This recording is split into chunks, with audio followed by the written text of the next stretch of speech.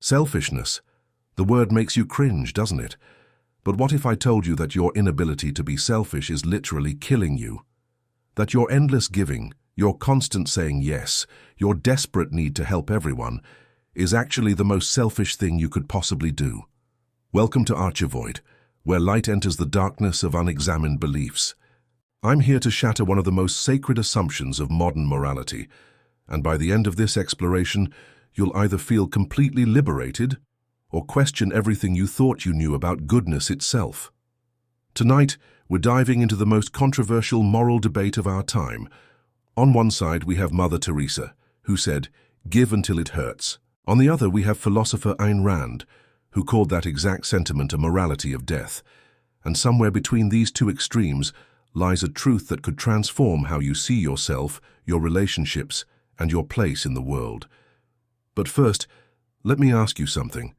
When was the last time you said yes when every cell in your body screamed no? When did you last help someone while feeling that familiar knot of resentment growing in your chest? When did you last sacrifice your own needs and then secretly hate yourself for feeling angry about it? If those questions hit a nerve, you're not alone. We're living through what I call the Great Exhaustion Epidemic. 75% of people now identify as people pleasers.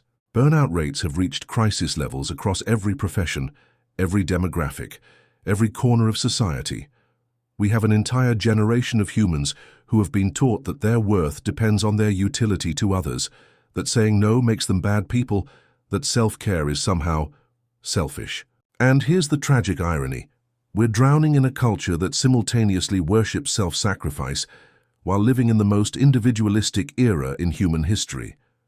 We praise the mother, who loses herself completely in her children, then wonder why she becomes bitter. We celebrate the employee who works 60-hour weeks, then act surprised when they burn out. We admire the friend who's always available for everyone else's problems, then we're shocked when they break down from neglect of their own needs. I want to tell you about Sarah. She was the kind of person everyone loved, always available, always giving, always putting others first. She helped her parents with their finances while struggling with her own. She stayed late at work to cover for colleagues while her own projects suffered. She listened to friends' problems for hours while her own mental health deteriorated. Sarah was the good one, the selfless one. Sarah died at 42, not from disease, but from exhaustion. From a body and mind that simply couldn't sustain the constant outpouring of energy with no replenishment. And here's the part that will haunt you. She died alone. Because in her final months, when she needed help the most, all those people she had given to were too busy with their own lives to return the favor. This is the dark side of our selflessness obsession that nobody talks about.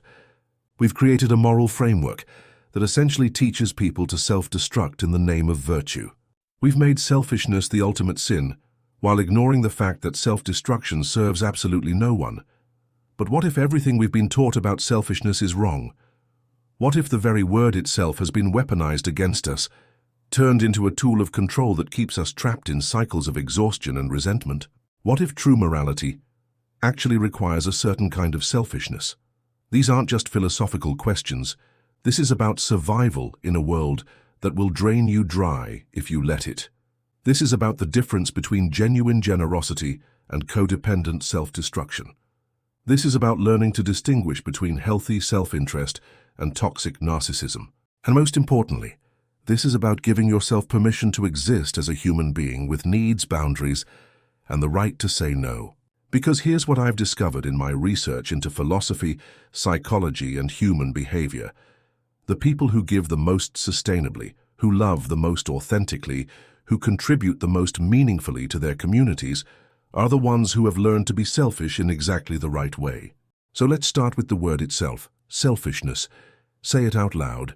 Feel that immediate recoil, that almost physical revulsion. That's not an accident. That's programming. For centuries, this word has been deliberately weaponized to keep you compliant, exhausted, and easy to control. But here's what's fascinating. The original definition of selfishness is simply regard for one's own interest. That's it.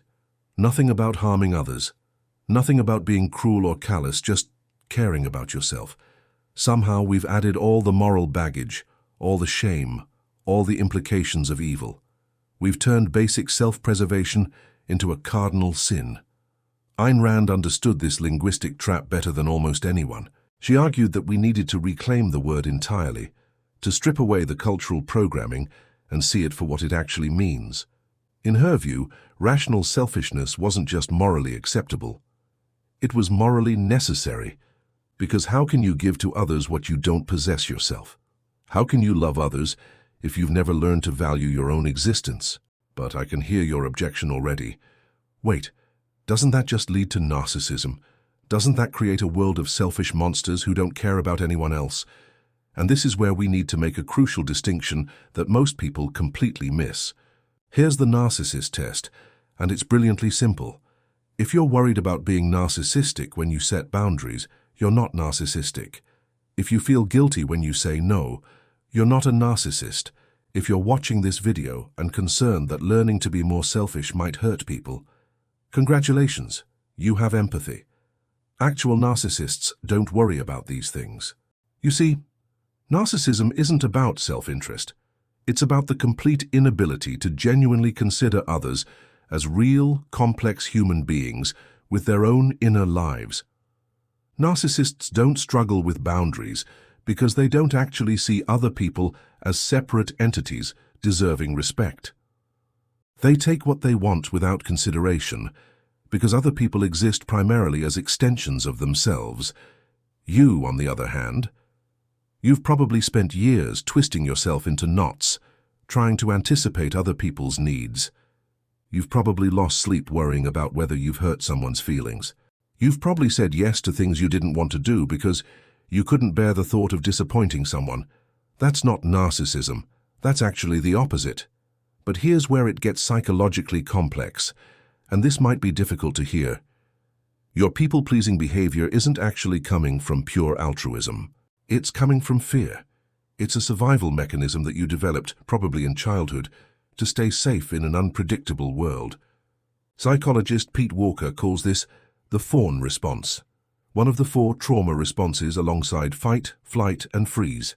When a child learns that their safety depends on keeping others happy, when they discover that conflict or disappointment leads to abandonment or punishment, they develop this incredibly sophisticated survival strategy: become indispensable, become the helper, become so useful, so accommodating, so selfless that nobody could ever want to leave you. That little child inside you learned to read micro-expressions, to anticipate needs, to shape-shift according to what others wanted. They became a master of emotional regulation, for everyone except themselves. They learned that their own needs were dangerous, that their own desires were selfish, that their own boundaries were cruel, and now, decades later, you're still running that same program. You're still that terrified child, desperately trying to earn love through service, validation through sacrifice, safety through selflessness. But here's the tragedy.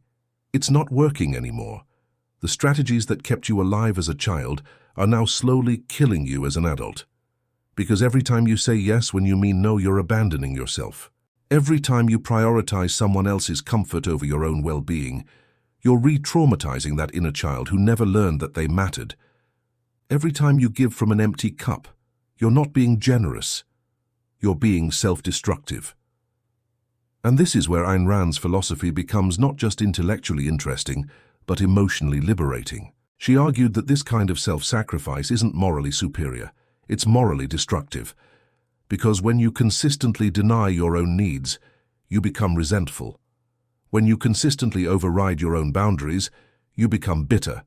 When you consistently put others first, you eventually start to hate the very people you're supposedly serving. Have you ever noticed that? The anger that bubbles up when you're helping someone. The irritation you feel toward the friend who always needs something. The resentment toward your family for their constant demands. That's not you being a bad person. That's your psyche trying to protect you, trying to tell you that something is fundamentally wrong with this dynamic. This brings us to perhaps Rand's most controversial insight, that traditional altruism, the kind that demands self-sacrifice, isn't just ineffective, it's actively immoral. Not because caring for others is wrong, but because sacrificing yourself serves no one in the long run. Think about it this way. When you give from emptiness, what are you really giving? Resentment disguised as generosity, obligation masquerading as love, fear presenting itself as kindness. The person receiving your help can feel it, even if they can't name it. They sense the hidden cost, the unspoken debt, the subtle energy of martyrdom that accompanies your sacrifice. This is what Rand meant when she said that sacrificial morality was a morality of death. It kills the giver slowly through depletion and resentment. It corrupts the receiver by making them complicit in someone else's self-destruction. And it destroys authentic relationships by replacing genuine choice with obligation and guilt. But here's where most people get stuck. They think the only alternative to self-sacrifice is callous indifference. They believe that if they start caring for themselves, they'll stop caring about others. This is the false dichotomy that keeps us trapped. Either you're selfless and good, or you're selfish and bad. The truth is far more nuanced and far more liberating. Think about the oxygen mask instruction on airplanes. Put on your own mask first, then help others. This isn't because the airline doesn't care about children or vulnerable passengers. It's because an unconscious person can't help anyone. A depleted person can't give effectively. A person who's drowning can't rescue others. This is the principle of ethical selfishness, the recognition that self-preservation isn't just personally beneficial, it's morally necessary for sustainable giving. When you take care of your own needs first, when you maintain your own boundaries, when you preserve your own energy, you become capable of genuine generosity rather than compulsive self-sacrifice. I know what you're thinking. But what about community? What about collective responsibility? Doesn't this individualistic approach just create a society of disconnected narcissists? Here's the beautiful paradox. Strong individuals create strong communities. When you know your own boundaries, you can respect others' boundaries. When you're not desperately seeking validation through service, you can see people's actual needs rather than projecting your own insecurities onto them. When you're giving from overflow rather than emptiness, your generosity becomes sustainable and authentic. Consider the difference between two activists. The first burns themselves out within 2 years, giving everything to the cause until they collapse from exhaustion and cynicism. The second maintains boundaries, takes sabbaticals, says no to projects that don't align with their values, and remains effective for decades. Which one actually serves the cause better? Which one creates more lasting change? Or think about parenting. The parent who sacrifices every aspect of their identity, who has no life outside their children, who meets every demand immediately, often raises anxious, entitled children who struggle with independence. The parent who maintains their own interests, who models healthy boundaries, who teaches children that adults have needs too, often raises more resilient, empathetic human beings. This isn't theoretical. Research in psychology consistently shows that people with healthy self-regard are more capable of genuine empathy, more likely to engage in prosocial behavior, and more effective at maintaining long-term relationships. The correlation between self-compassion and compassion for others is remarkably strong. But perhaps most importantly, when you learn to say no to things that drain you, your yes becomes infinitely more powerful. Without boundaries, your consent is meaningless. If you say yes to everything, your yes has no value. It's only when people know you could say no that your yes becomes a genuine gift. This is the permission slip that philosophy can give you. The understanding that caring for yourself isn't selfish, it's prerequisite for caring for others. That boundaries aren't walls. They're the foundation that makes authentic connection possible. That self-interest, properly understood, isn't the enemy of morality. It's the beginning of sustainable ethics. And here's the most radical part. You don't need anyone's permission to start. You don't need to justify your boundaries to the people who've gotten used to your boundarylessness. You don't need to explain why you're suddenly unavailable for every crisis, every demand, every manufactured emergency that other people create. You might be wondering about collective cultures, about societies that prioritize community over individual needs. Isn't this just Western individualism run amok? What about cultures that understand interdependence? This is a fair question, and it reveals something crucial. There's a massive difference between healthy interdependence and toxic codependence. In truly functional collective cultures, individual well-being is understood as essential to collective well-being. The community takes care of its members so that its members can take care of the community. There are built-in systems for rest, for boundaries, for honoring different roles and capacities. The self isn't sacrificed to the group, it's strengthened by the group so it can contribute more effectively. What we have in modern Western culture isn't collective care, it's performative martyrdom. We've taken the worst aspects of individualism, the isolation, the competition, the lack of support systems, and combined them with the worst aspects of collectivism, the guilt, the obligation, the demand for self-sacrifice. We've created a culture where you're expected to carry everyone else's burdens while receiving no support for your own. This is why the philosophy of ethical selfishness isn't about becoming a hermit or abandoning community. It's about becoming a sovereign individual who can choose their commitments consciously rather than being driven by fear, guilt, and unconscious programming. Let me give you some concrete examples of what this looks like in practice. Sarah, remember Sarah who died from exhaustion, had a sister named Maya who took a completely different approach. When their parents started having financial problems, Maya didn't immediately empty her savings account.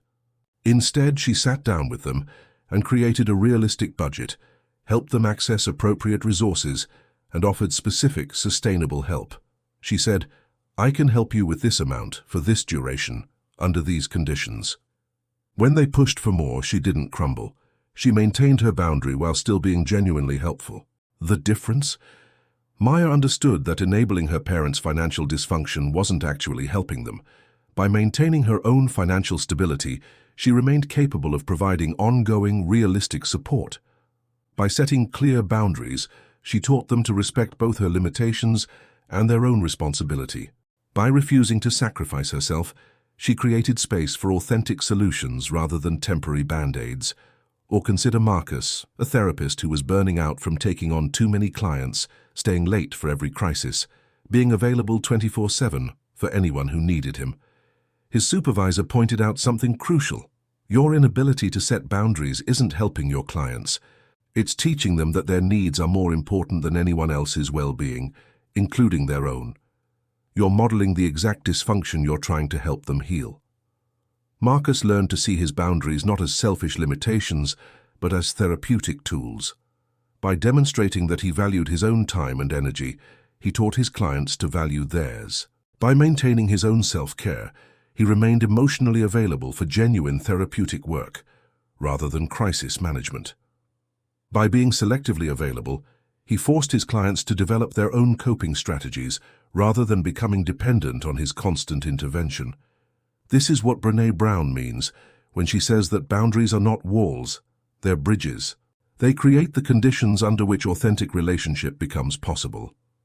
Without boundaries, what we call relationship is often just enmeshment, codependence, and mutual enabling. But here's where it gets personally challenging. Learning to be ethically selfish means confronting the parts of yourself that are addicted to being needed. It means recognizing that your helping behavior might be serving your own psychological needs more than it's serving the people you think you're helping. Do you help because you genuinely want to contribute, or because you can't tolerate seeing someone struggle? Do you give because you have excess to share, or because you need to feel valuable? Do you say yes because the request aligns with your values, or because you can't bear the discomfort of disappointing someone? These are uncomfortable questions because they reveal that much of what we call selflessness is actually a sophisticated form of selfishness, just unconscious and ultimately self-destructive. When you can't say no, you're prioritizing your own discomfort over everyone else's growth. When you rush to fix everyone's problems, you're serving your own need to feel useful more than their need to develop competence. When you sacrifice yourself to avoid conflict, you're choosing your own comfort over authentic communication. This is the deepest level of the transformation, recognizing that true selflessness, genuine care for others' well-being, often requires what looks like selfishness. It requires disappointing people sometimes. It requires letting them struggle when struggling would help them grow. It requires saying no to requests that would enable dysfunction or create unsustainable dynamics. The parent who says no to their adult child's request for money isn't being mean. They're refusing to participate in that child's financial irresponsibility. The friend who won't listen to the same complaint for the 100th time isn't being uncaring. They're refusing to enable victim mentality. The employee who leaves at 5 p.m. instead of staying for every crisis isn't being lazy. They're modeling sustainable work practices. This is what it means to give from overflow rather than emptiness. This is what it means to love people enough to let them face the consequences of their choices. This is what it means to serve the highest good rather than just avoiding discomfort. And here's the beautiful irony. The more you practice ethical selfishness, the more genuinely generous you become. When you're not driven by fear, guilt, or the desperate need for approval, your giving becomes pure. When you choose your commitments consciously, your energy becomes focused and powerful. When you maintain your boundaries, your love becomes sustainable.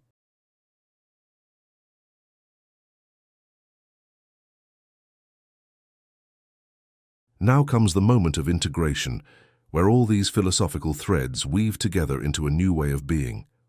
You're probably feeling a mix of liberation and terror right now.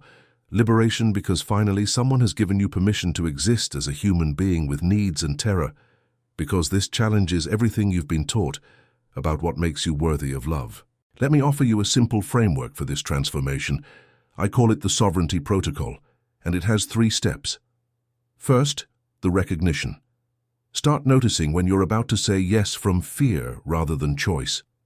Feel that familiar tightness in your chest, that immediate anxiety about disappointing someone, that reflexive movement toward self-sacrifice. Don't judge it, just notice it. This is your nervous system still running the old survival program, still believing that your safety depends on other people's approval. Second, the pause. Before responding to any request, ask yourself, am I saying yes because this aligns with my values and capacity? Or am I saying yes because I'm afraid of the consequences of saying no? Give yourself permission to say, let me think about it and get back to you. This simple phrase creates space between stimulus and response, between other people's needs and your automatic compliance. Third, the choice. Decide based on your authentic capacity and genuine priorities, not on fear or obligation. If you choose to say yes, own it completely. If you choose to say no, own that too. Remember, every no to something that drains you is a yes to something that matters more. This isn't about becoming callous or indifferent. It's about becoming conscious. It's about recognizing that your time, energy, and emotional capacity are finite resources that deserve to be allocated thoughtfully, rather than scattered desperately. The people who truly love you want you to have boundaries. They want you to take care of yourself. They want you to say no when yes would hurt you. The people who get angry when you set boundaries, who guilt you for having limits, who demand your sacrifice as proof of your love. Those people are telling you everything you need to know about the nature of your relationship. Here's what I want you to understand. You are not responsible for managing other people's emotions. You are not responsible for fixing other people's problems. You are not responsible for being endlessly available, infinitely patient, constantly sacrificial. You are responsible for showing up as your authentic self, for honoring your own truth, for contributing what you can sustainably contribute. And paradoxically, this is how you become most useful to the world. Not as a depleted martyr, but as a sovereign individual who gives from choice rather than compulsion. Not as someone who says yes to everything, but as someone whose yes means something because they're capable of saying no. Think about the people who have most positively influenced your life.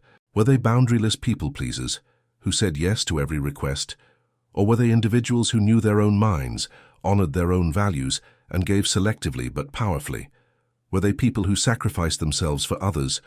Or were they people who took care of themselves so they could take care of what mattered most? The transformation from people-pleaser to sovereign individual isn't about becoming selfish in the cruel sense. It's about becoming selfish in the most ethical sense possible, caring for yourself so thoroughly that you become capable of caring for others without resentment, without depletion, without the hidden cost of martyrdom. This is your permission slip. You have philosophical backing from some of history's greatest thinkers. You have psychological research supporting the necessity of boundaries. You have evolutionary biology explaining why self-preservation enables group survival. You have practical evidence that sustainable giving requires conscious receiving. You are allowed to have needs. You are allowed to have limits. You are allowed to disappoint people. You are allowed to prioritize your own well-being. You are allowed to exist as a complete human being rather than just a service provider for everyone else's needs. Your challenge this week is simple but not easy. Say one uncomfortable no. Find one request, one demand, one expectation that you would normally meet out of fear or guilt, and choose differently, not out of spite or anger, but out of radical self-respect. See what happens when you honor your own truth instead of managing everyone else's emotions. Share this video with someone who needs permission to rest, to set boundaries, to stop sacrificing themselves on the altar of other people's approval. Ask them this question: what would you do if being selfish was moral? Because here's the ultimate truth that lights up the darkness of our conditioning. The most generous thing you can do for the world is to become fully yourself. Not the self that everyone else needs you to be, but the self that you actually are. Sovereign, boundaried, consciously choosing, and therefore capable of genuine love. This is ArcheVoid, where we question what cannot be questioned. Until next time, remember, every no is a yes to something more important.